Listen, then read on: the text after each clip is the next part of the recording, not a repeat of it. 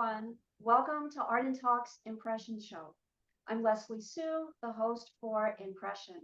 Those of you that have been watching our platform for a while, you know Art and Talk is all about meeting artists and being inspired. We aim to dive into each guest artist's mind and heart to gain a wider perspective of their art, their journey, their message, and their process, and in return become inspired and enriched. So today, if you are a writer, if you enjoy writing, you are in for a treat. Our guest today is a novelist, a biographer, a playwright, and a teacher. So please welcome with me our guest for today, Julie Gilbert. Hi, Julie, welcome. Hi, Leslie Sue. Thank you for having me. Oh, it's delightful to have you. Thank you for coming on our Art and Talk Impression platform. So I would like to open the conversation, if it's okay with you, Julie, if we can get a little bit of a background on you and specifically aiming some of your influence with your great aunt, who was also a popular novelist, and you also wrote a biography on her. Can you touch upon her influence in your life and perhaps other influences early on that led you on a trajectory and a direction to become a writer? Yes, is my answer positively to all of that. It's one of my favorite places to go was my childhood. Unlike, I guess, a lot of people want to, grow up quickly, and I had this wonderful soaking tub of influences when I was growing up. And uh, I'll start with my mom because she was known in her day, not so much today at all, but she was an actress, and she was a professional actress, and she was on Broadway and she was on television, and she was what is known as a character actress. To me, it was all very glamorous. And she was also a working mother, which was very interesting back then when a lot of mothers weren't. They were PTA mothers, they were involved with their family, but they weren't actually, you know, going out there and making a living. So that she did. And her upbringing was that she was a Midwestern woman, and her aunt was the big deal in the family. And her aunt was a writer, novelist, playwright named Edna Ferber. So Edna Ferber was then my great aunt. And because Edna Ferber was an unmarried woman and had no children, the uh, the the she radiated this interest in us and our every move, if you will. So and obviously she is not as known today, but her output is Showboat is certainly a classic for all ages, and she wrote the novel for that. And Giant, which is still on the 100 best movies of all time, and she wrote the novel for that. So she was what was known as I was growing up is that she was kind of the little woman behind the big blockbuster novels. She was also a playwright, and she wrote her plays, her hit plays, she wrote with George S. Kaufman, a very well known playwright at that time, who also wrote the Marx Brothers movies and all kinds of other things.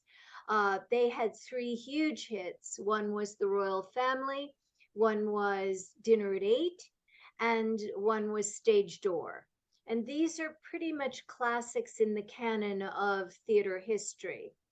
Now, that's where my mom came in because she was a young actress and she went to the American Academy of Dramatic Arts, and she went right from that into her Broadway debut in Dinner at Eight, where she played the maid Tina. And for a young actress to have that handed to them was really quite extraordinary. And so she was always a lucky actress. And it wasn't only that Ferber and Kaufman wrote her a lovely part, but then she created a kind of prototype of what she wanted to do, and people cast her according to that. When I was growing up, it was the age of Carol Burnett, and Carol Burnett was very big in television. And my mother happened to kind of resemble Carol Burnett, and she had red hair as well. And we used to go out, shopping or whatever we do. And there was always somebody trailing us saying, Miss Burnett, please, Miss Burnett, please. And my mother got so tired of it. And she also said she hated to disappoint them. So she would just write, Carol Burnett, good luck or something. But it was a kind of lighter era where we had a lot of fun, and it was sort of a jolly childhood. I mean, I had my down points, as everybody does. But I had very interesting people around me. Ferber was a hands on great aunt. My dad was in publishing. There was always somebody electric around. Um, Pretty well known people that were friends of my parents and friends of Ferber's, certainly. And I guess in the scheme of it all, I was an extremely lucky little girl, you know. Uh, Amazing set of family, friends, characters that help to shape you and influence you to what you have become. yeah, yeah, very much so. I return to that hearth again and again. And in fact, I'm working on a piece right now, a new play, because I love to write plays. And I've been produced and I've been relatively lucky, but not extremely successful at all. But it's my passion and I love it. And I'm working on a piece called Woke Edna. And it kind of is about my great aunt. I take a lot of liberty. I don't know that she would like that, but it focuses on my great aunt's relationship, very warm and kind of surreal relationship with James Dean. Um, and so I'm working with that, and I think she is never very far away from my thoughts. It made a tremendous difference, and she was a great influence on me in every way. Yes, yes. What a beautiful influence, even touching upon you this day with your current, what you're writing about. So, yeah, so definitely her thoughts and her influence and her electric magnifying presence, and as you said, hands on, is still evident in your life now. I'm wondering what was the actual influence, inspiration for this to bring now, Edna, as you said, taking some creative liberties for this as a playwright to kind of bring in like James Dean and kind of take on a whole new sort of character and sort of environment and ambiance. What was this something you had been toying with for a while? Did it come along suddenly? Was it organic process? Um, all of the above. When I came into a sort of consciousness of Aunt Edna as a person, not just of an avuncular uh, presence who was very generous at Christmas and birthdays, but an actual person. I was about 8, I think, 7 or 8 or in there, and she was working on the novel Giant. And that's when I began to realize it was relevant to my life, because they she did the novel. Everybody was talking about this novel. It was huge. And of course, I grew up in New York, so that's a hotbed of mouths talking, all over the city. And she was, I think, she was very famous for a long time, but that ignited a lot of things because Texas was furious about the novel. It was a very it had some inflammation in it, and that of course makes people talk. So I was aware, I think for the first time, of how exciting it was to be in my family. And she would send things. She would go down to Texas and send, cowboy boots and lariats and all kinds of fun stuff.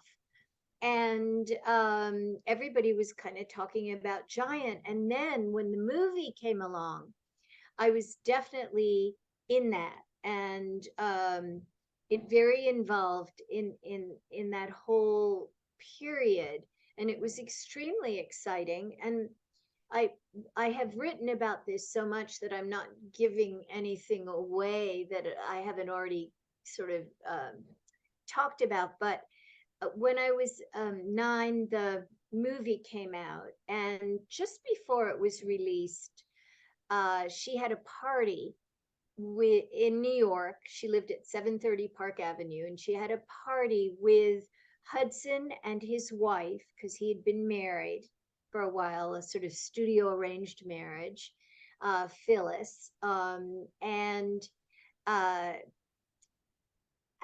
think not George Stevens, but Henry Ginsberg, who was a producer on the picture, and James Dean, and I guess Taylor and her husband at that time, who was Michael Wilding.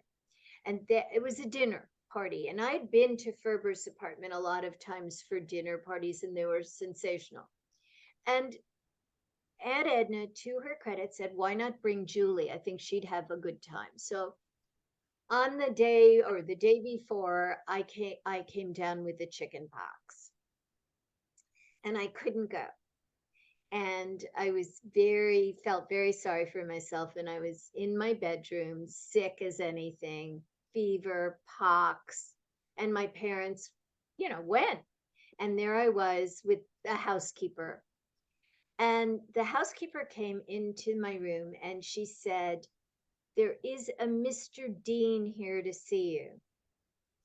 And Ferber had sent James Dean to see me because I couldn't go to this party. And he was in my room, and it's almost like a fever dream, but he pulled up the chair by my bed. He counted my pox.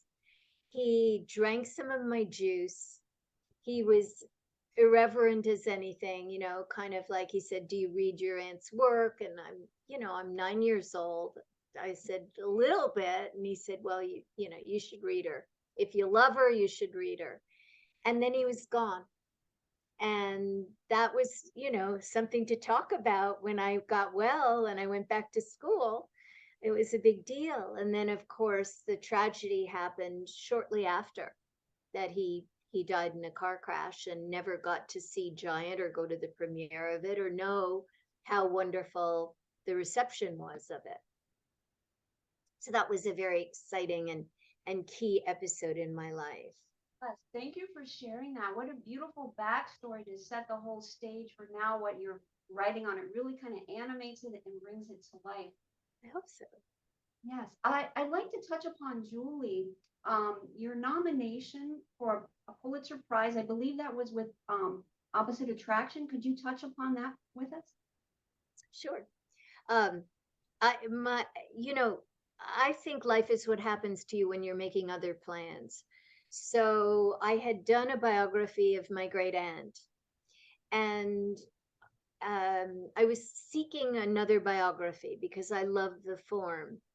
Uh, and it's not that easy because you want to find a person to commit to for a good chunk of your life. So you have to be careful. And I couldn't. I tried Audrey Hepburn, but she was taken, or somebody said, you can't do it.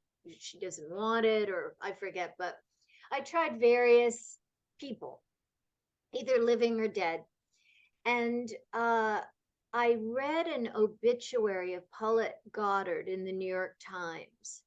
I want to say around 1990.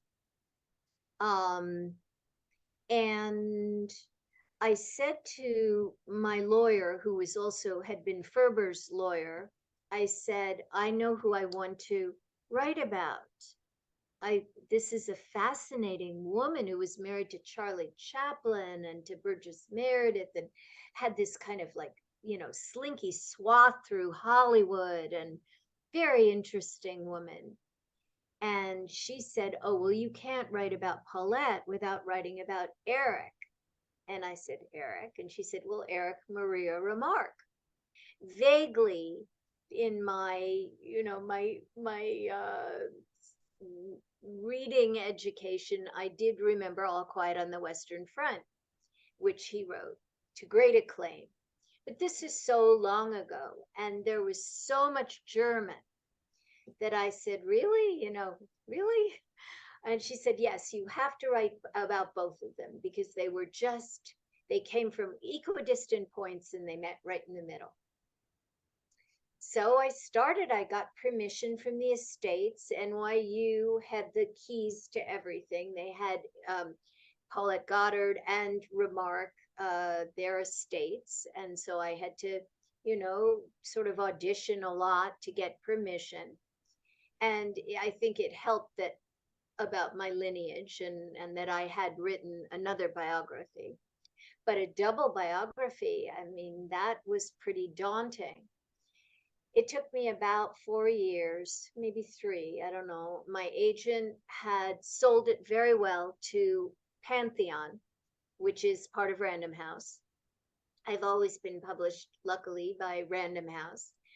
And my editor, who bought the book, is a delightful, wonderfully fascinating woman named Shelley Wanger, who's a really good editor. And she also happens to be old Hollywood, daughter of old Hollywood, because her mother was Joan Bennett and her father was Walter Wanger.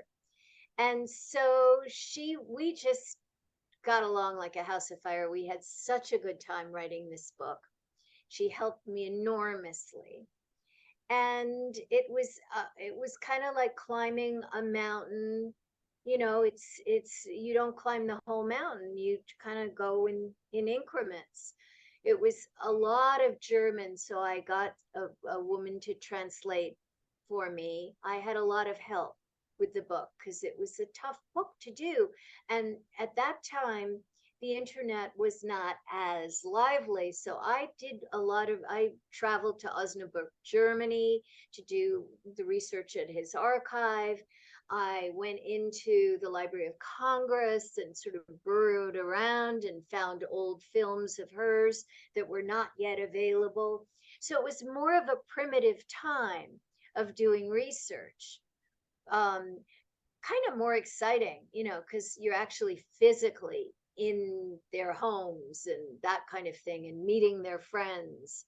So it was a labor of labor. But I got it done, and I worked with Shelley for about 3 months, almost every day. Went into Random House and we worked and worked, selecting photos. A biography is a big deal in terms of what it needs. Not so much a novel where it comes out of you, so they can't really sue you for your innards. But with a biography, oh boy, and oh my God, there were a lot of setbacks, and we had to get permission for everything. And so then everything was cleared and the book came out. And what happens is that each publishing house, nominates their choices for a Pulitzer. And so they have, I guess, 2 or 3 nominations that they do. So this was one of their nominations. And I do remember that day because I was in Philadelphia giving a talk at a Barnes and Noble about the book. and I was staying in a hotel in Philadelphia, and I got a call from Random House, from Pantheon, from somebody who worked there, and she said, I've been designated to tell you that you've been nominated for a Pulitzer Prize. And I remember just having probably one of those hats in the air feeling you don't get that much in life, of just really being very in love with myself for a moment and a half. It was just this great feeling, because it had been such hard work, and it had been a long road. And then I remember I was taking the Metroliner back to New York, and I just loved everybody who was waiting for the train. I had such a feeling of well-being, you know. Yeah, I can feel the exhilaration in that moment, and just the excitement of that and all that you remembered. And I also really appreciate, Julie, you sharing a little bit of like the backstory and the process that goes into writing a biography, and then a little bit of contrast there with, writing a novel, and, seeing the differences and all that it took to actually get to that point of completion. I'd like to move in the direction of, you have been a teacher and a writer of workshops for many, many years, nationally, I might add. And I'd like to know if you could touch upon, Julie, with this experience that you've had with students, with workshop attendees, what have you found that writers have the most challenge with? How have you helped them to overcome challenges? And what are some of the subjects that you broach in your workshops that you find of interest to you and also your attendees? That's a really compact question. I, it's such a delicate thing to write, to be able to choose. And I, I guess I always think that everybody has hot buttons and medium buttons and cool buttons. And so when people are just beginning to write, I say avoid the hot buttons, because it can scare you, and you can burn out. It's like you putting your hand on a stove. So I always try to loosen people up with the cool buttons. A memory of a favorite sweater, a favorite Christmas present, a conversation with somebody when you're very little, and that meant something to you. But to try to get the would-be writer to feel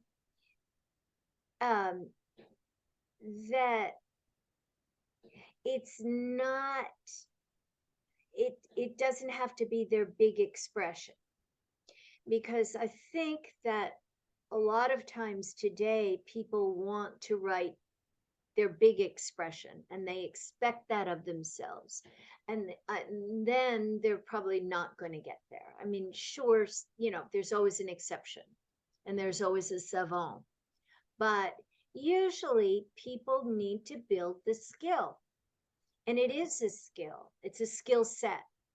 And so I calm them down. They come sometimes to me with these great, plans and dreams, and the dreams are fine, but it's the practical, it's the everyday. And so I get them to be able to write maybe 20 minutes to a half hour every day. Just sit down, try not to have the day written on you. I always say, little helpmeets that I've learned, like try to write in the morning, because by the time you write in the late day, your day is written on you, and you are sometimes weary without knowing it. And all these little things that go into a healthier writing experience. So, and I believe them, and I think that early writers have such an amazing amount of presents to unwrap. Don't unwrap the big ones. I remember, and I give people an image of a Christmas tree and all the presents when you're a kid. And my my mother used to say that the good presents are the little ones. But I think that not, I try to think of the bicycles and all the big things that are there, and unwrap a book, unwrap a scarf, unwrap a little thing. And then gradually you'll get to the bigger ones.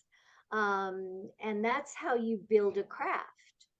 And I really believe that. If you can write about, I don't know, your first snow, or, some memory piece that doesn't have the weighted psychology of life on it, you can explore it and work outward from that. And often there is, you will touch a little pain or a little something, but you can handle it. Whereas when you go for the big game, it's like, yike. If you give somebody a gun and say there's a buffalo, what are they going to do if they've never shot a gun? Not that I'm very against guns, so maybe that wasn't the right image, but you know what I mean. So it's really a practical, sequential unfoldment. And as you're saying, focus on well, beautifully, like the tapestry of memory, which even going back to your great aunt, and the ways that you guide some of your students, like that beautiful Christmas gift. What was your first snowfall? What was your first moment of falling in love? You kind of almost touch upon some neutral areas to expand upon, leading up to, as you said, like the big story or the great story, or what their dreams or heart is set on.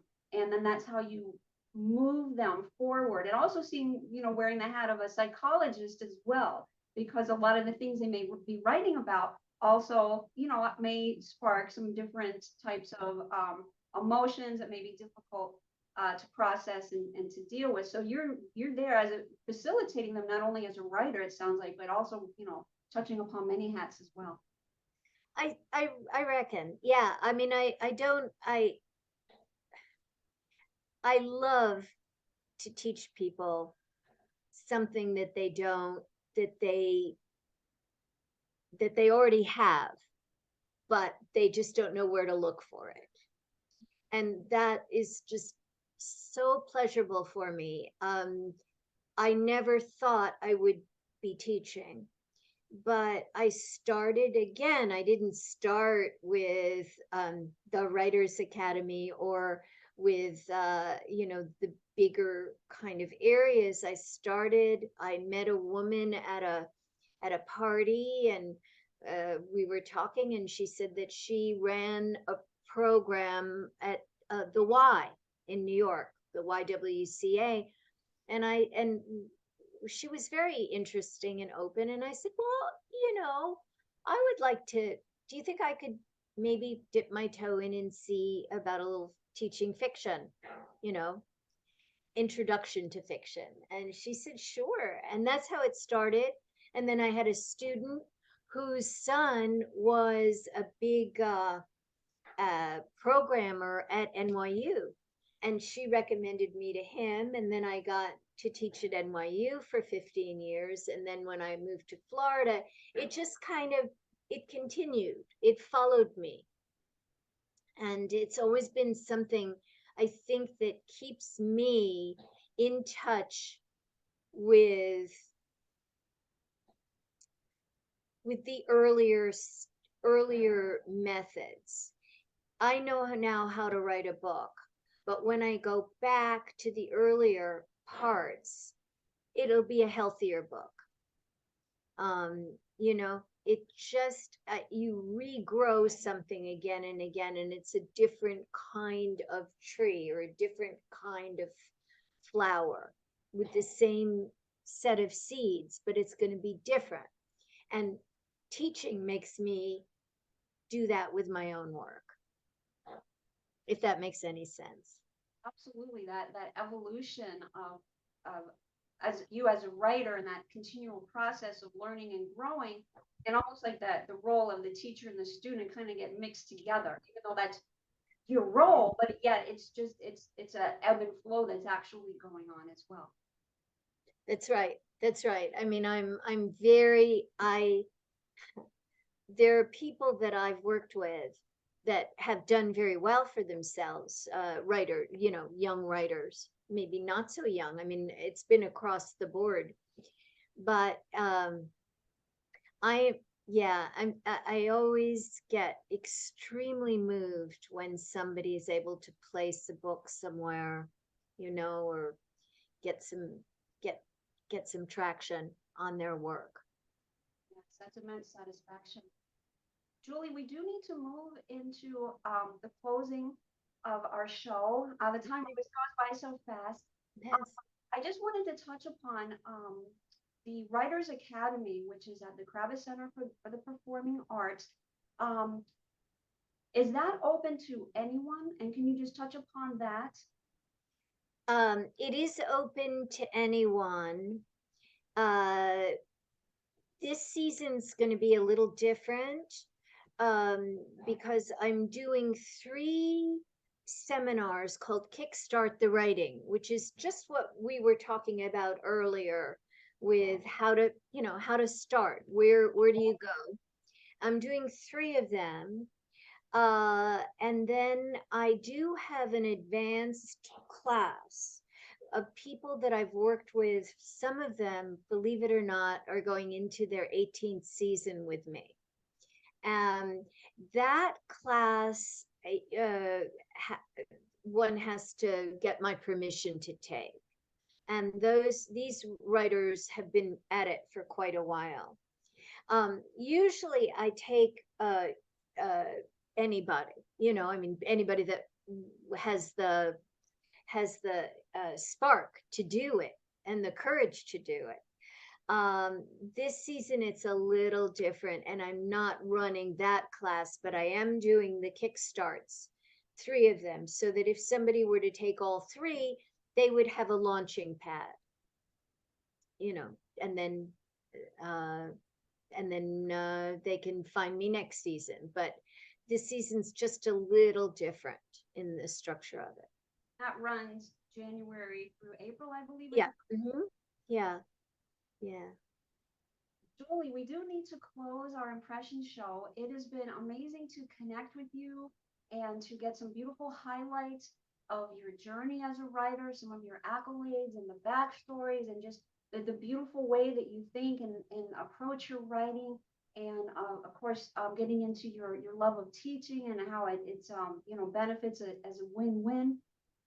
As we do need to close out, is there anything that you would like to share with us as we get ready to end our impression show? Well, just to wrap up, this has been one of the better interviews I've had. You were lovely to share the screen with, and no, I look forward to a new book. I can say this. I think I've been working on a book about Giant, the novel and the movie, and of course my great aunt, which Knopf is publishing. We don't quite have a pub date yet, so kind of stay tuned. But that will be my latest book called Giant Love. Julie, thank you so much for coming upon our Art and Talk impression show. Much success with all your endeavors. Stay connected with us so we can stay in touch with you and find out about the progress and when everything is unfolding with the playwright and also your book. And wanted to wish you a very happy and healthy holiday season for you and your family. Thank you, and to you as well. Thank you for this. It's been a joy. Thank you. And again, much success. All right. Thank you, everyone, for watching Art and Talk's impression show. Please stay connected with us on our Art and Talk YouTube channel. Please subscribe and like our videos. We hope you're inspired by the guests that we have and it serves to enrich you in your life. Please also stay connected with us on our Facebook page. And as always, we'll talk soon on the next Art and Talk. Until then, be well and be